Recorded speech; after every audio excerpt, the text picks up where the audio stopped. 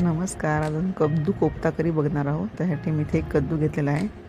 ते साल काढून किसून घ्यायचा आहे. तो किसून त्यातलं पाणी वगैरे काढून घ्यायचं, म्हणजे कोफ्ते व्यवस्थित होतात, चांगली होतात आणि कुरकुरीत होतात. त्यामध्ये मी एक कांदा किसून घेतलेला आहे.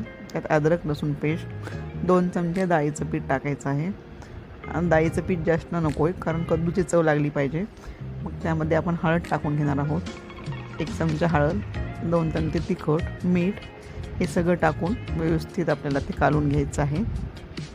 जास्त त्याला पाणी सुटतं, त्यामुळे डाळीचं पीठ लागेल तसं वरतून टाकायचं. परत आता हे मिश्रण आपल्याला व्यवस्थित मिक्स करून घ्यायचं आहे.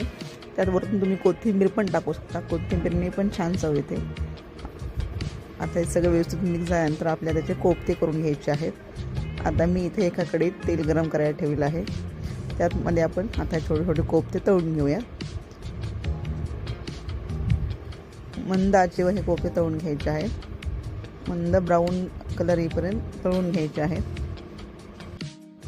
अशा प्रकारे सगळी कोफ्ते आपल्याला तळून घ्यायचे आहेत. आता मी पूर्ण कोफ्ते तळून घेणार आहे. असे ब्राऊन कलर झाले की मी काढून घ्यायचे आहेत ते.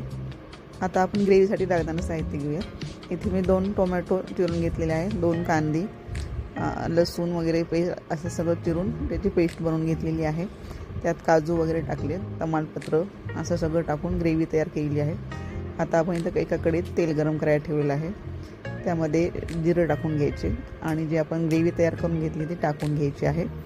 ग्रेव्ही व्यवस्थित परतून घ्यायची.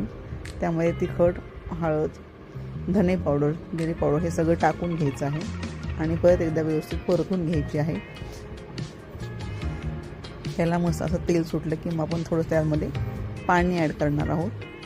थोडंसं पाणी ॲड करून ते चांगलं शिजू द्यायचं आहे. ग्रेव्ही व्यवस्थित शिजून झाली की त्यामध्ये आपण जे कोफ्ते तळून घेतलेले आहे त्यात टाकून घेणार आहोत आणि थोडीशी त्याला एक वाफ येऊ देणार आहोत. त्यात कोफ्ते टाकून झाले की त्याला 2 मिनटं शिजू द्यायचं आहे आणि एक वाफ काढायची आहे.